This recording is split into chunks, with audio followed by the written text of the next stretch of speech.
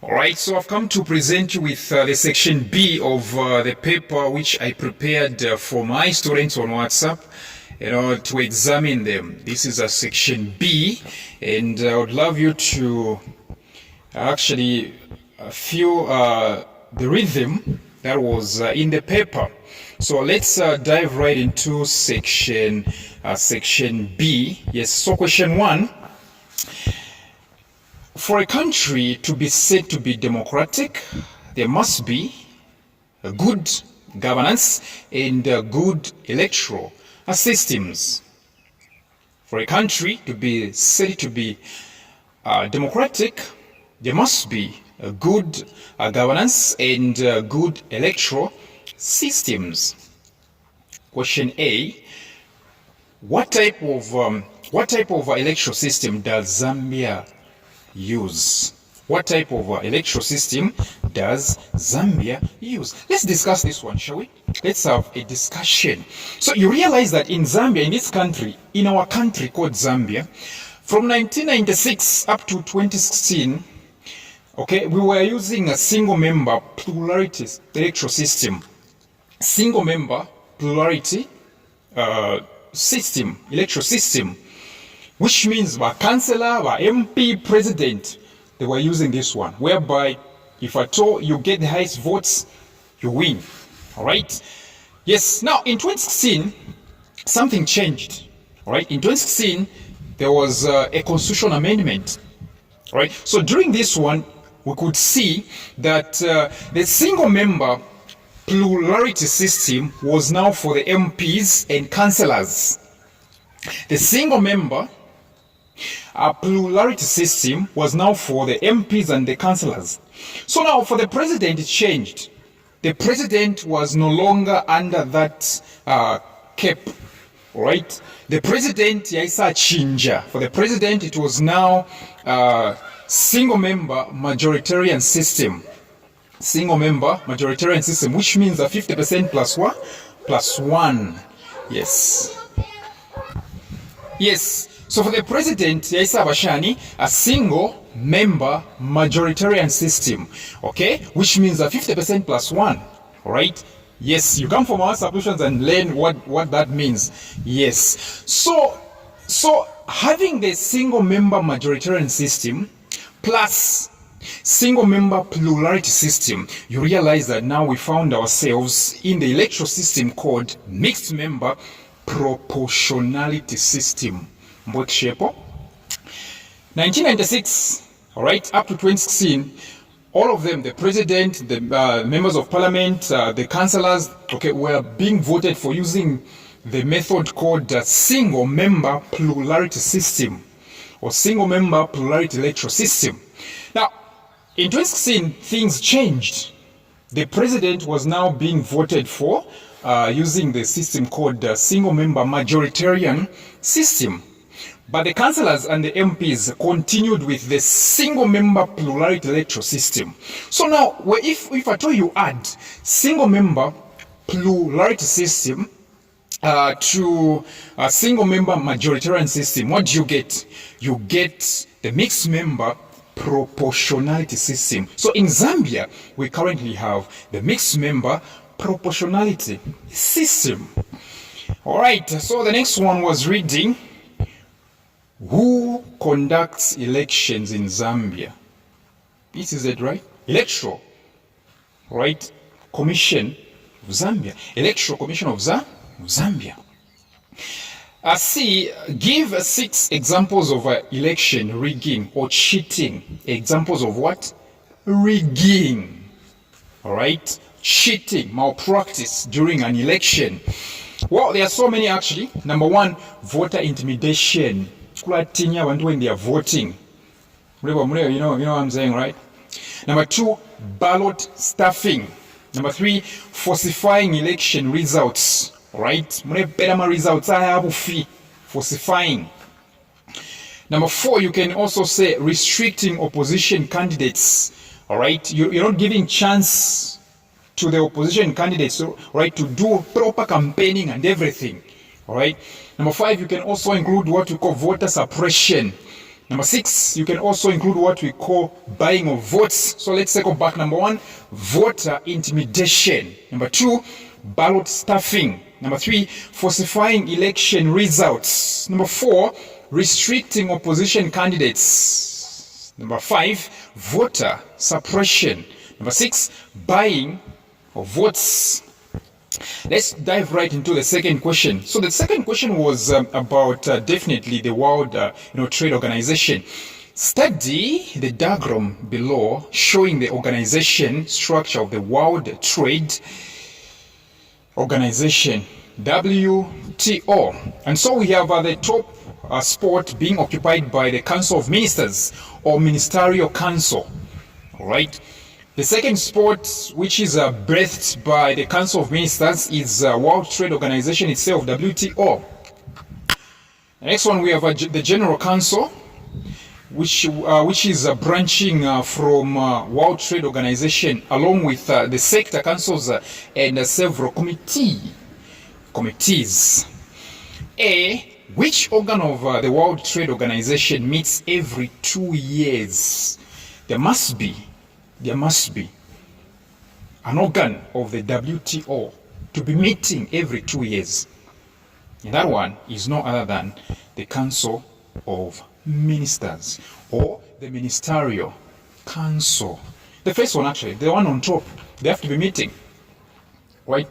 They have to be meeting. The second one, give the name of the country where the headquarters of the World Trade Organization WTO is. So it's amazing, right? It's actually not. It's not in Zambia. It's not. Give the name of the country where the headquarters of the World Trade Organization WTO is.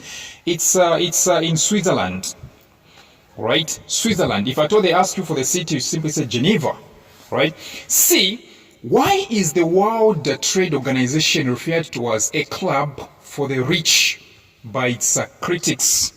Why is the World Trade Organization referred to as a club for the rich by its critics? Each and every organization should have critics, people that are offering criticism. Even myself, teaching you, giving you videos, even teaching on WhatsApp, I have critics. It's normal. There are people who think I don't do well. The people who think I do well. Even you have critics. So even no matter how good the WTO might be, it has got critics. So now this question wants you, all right, to give the reason why the WTO, the World Trade Organization, all right, is criticized, all right, by its critics. So you simply say, because there is a concern, quite a concern. There is a concern that its rules, rules yakwate organization. The rules and operations are disproportionately benefit wealthy and developed nations, which means this World Trade Organization, right, benefits the developed countries more than the developing countries. Okay? There is a concern that its rules and operations disproportionately benefit wealthy and developed nations at the expense of developing countries. You know what that means?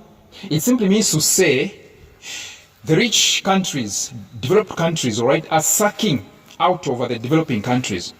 For example, America and Zambia, if I told these two are in this World Trade Organization, you realize that America is getting richer at the expense of what? Sucking, all right, nuking out from Zambia, the developing one. That's what it means. That's what it means. All right? Yes, that's what it means. Okay, D, differentiate between balance of trade and balance of payment. Differentiate between balance of trade and balance of payment. All right, so balance of trade is actually the difference between the value over visible imports. Let me go slow. Balance of trade is the difference between the value of visible imports and exports over a particular period. The value of visible, let me say the difference between the value of visible imports and exports over a particular period. Whereas balance of payment is when a country receives more foreign exchange from exports but spends less on forex, on imports. Balance of payment is when a country receives more foreign exchange from exports but spends less forex on imports. You come from what substitutions, right? You learn more. So, question E, what is meant by comparative cost advantage? What is meant by comparative cost advantage? This one means two countries. This is when two countries agree. This is when two countries agree to specialize and trade with each other if each country has a clear-cut advantage in producing a particular commodity. Let me give you an example. Zambia and Zimbabwe sit together. They're like, okay, since you Zambians, you know how to make this product, and us Zimbabweans, we know how to make this product. Now let's start doing trade. Okay, let's begin a trade. Since you're good at that, we'll be buying that. Now if we are good at this, you'll be buying this. You get the point, right? Since you people can produce this amazingly, now if we can produce this one amazingly, so we'll be buying, all right? All right? Yes. So you buy our thing, we buy your thing. That's what we call cost, let me say comparative cost advantage. All right, let's go to question 3. Question 3. And so question 3 is about cannabis. Yes, question 3 is definitely about cannabis. It's saying, briefly explain the effects of cannabis, aka ichamba, right? Ichamba on the user. So if I told you are utilizing ichamba, cannabis, what exactly are you going to face? All right. Okay, you can put this one in point form, yeah? You can put in point form, no problem. Okay, you simply say, number one, it makes the user feel exhausted. So the user feels exhausted. That's the first thing, which means tired. All right. The second one, you simply say, it makes the user to have high appetite for food. Okay, so they have what? High appetite for food. All right. So the first one, what did I say? They make the user exhausted. They make the user feel exhausted. Number two, they make the user to have high appetite for food. Number three, you can say it affects the memory. Not only that, the concentration and coordination.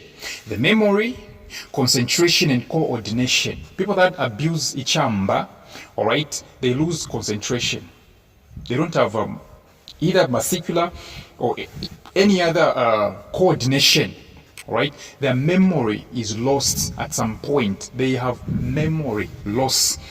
Next one, you can say it affects the reproductive system. How? By reducing the sperm count in males. It affects what? The reproductive system by reducing the sperm count in males, all right? And it causes what? Irregular menstrual cycles. It causes irregular menstrual cycles in females. Next one, you can add cancer. It causes cancer. Next one, you can say it makes someone paranoid and anxious. Okay? They become paranoid and anxious. They are full of anxiety. All right? Next one, you say they make the user become what? Talkative. They talk too much. Right? They become talkative, too talkative. All right? Number 4, the United Nations Organization, UNO, was formed as a result of the gross violations of human rights that took place during the Second World War. When I Hitler, is it Hitler or Hitler? Okay, Hitler, Adolf Hitler. Okay. So yeah, the United Nations Organization, UNO, was formed as a result of the gross violations of the human rights that took place during the Second World War, yes, during Adolf Hitler. Yes, the UNO has membership from many countries in the world.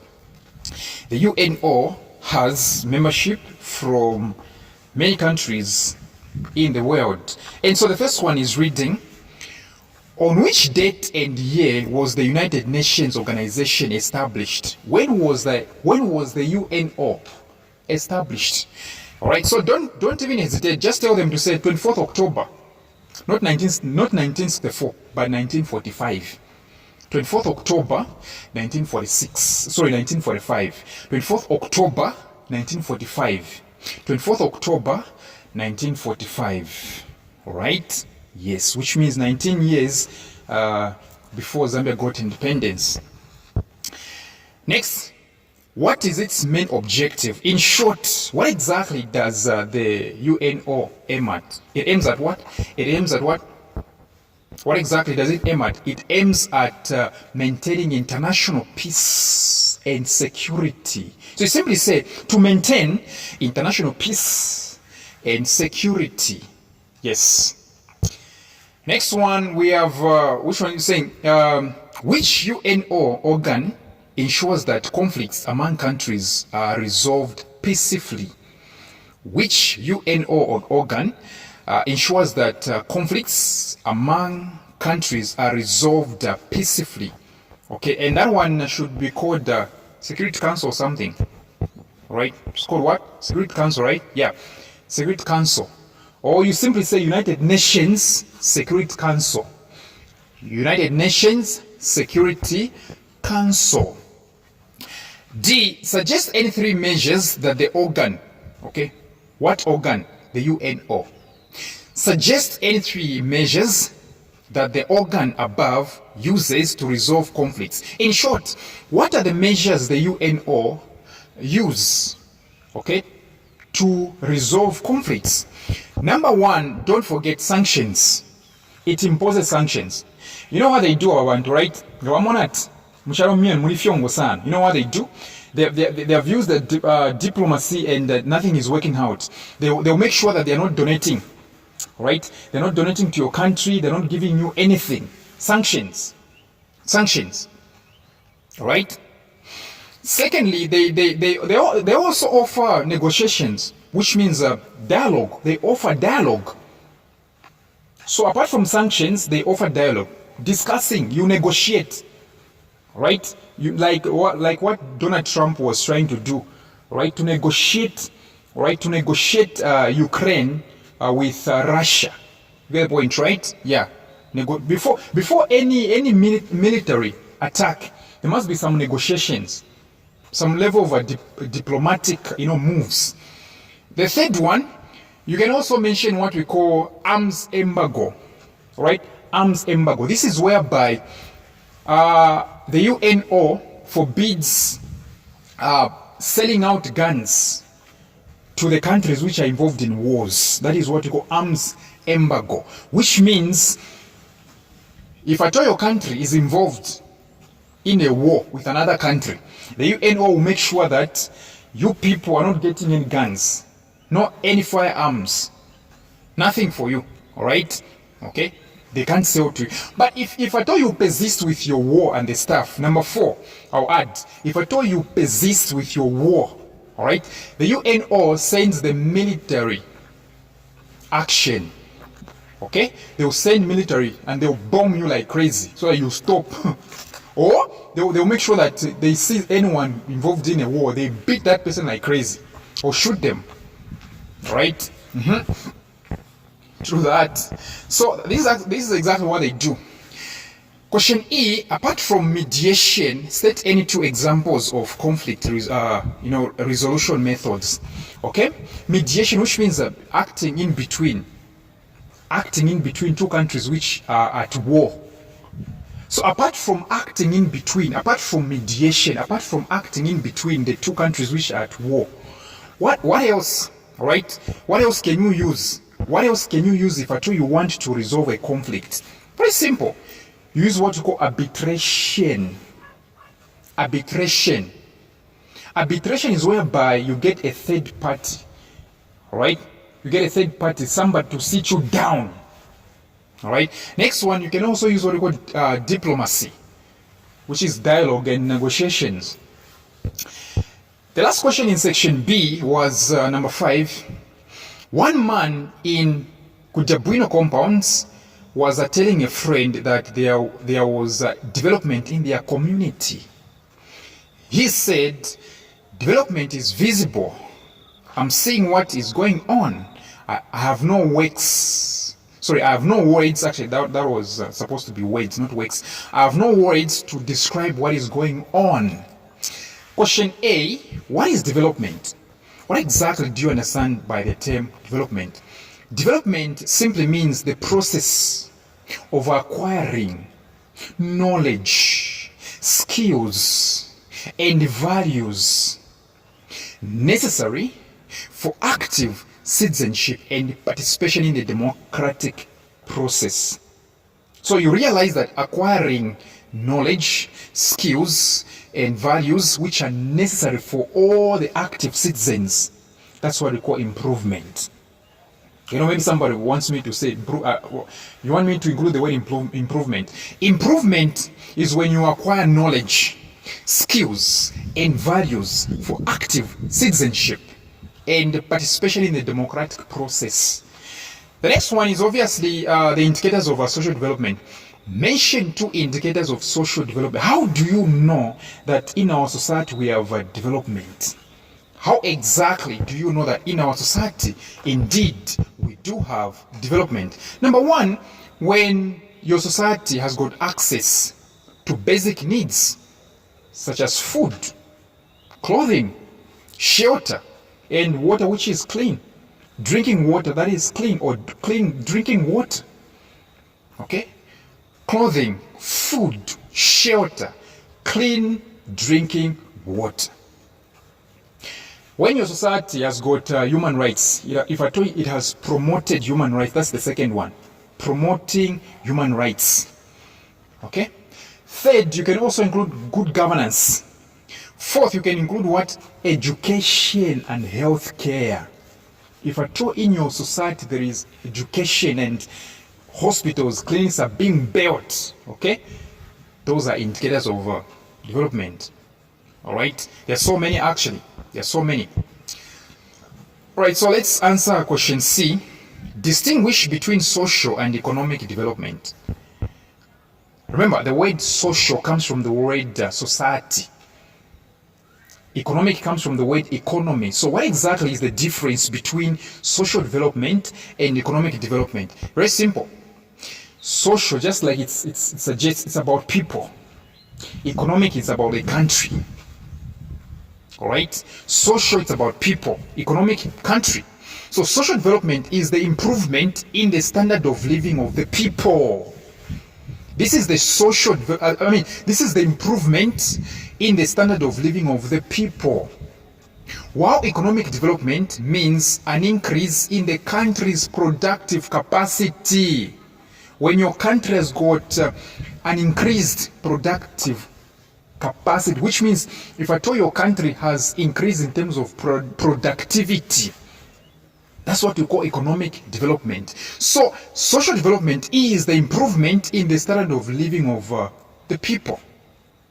Whereas economic development means an increase in the country's productive capacity, such as the rise in the real national income over a period of years.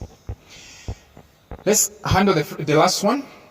Explain why labor is not a factor, is not only a factor of production, but also the reason for carrying out economic activities.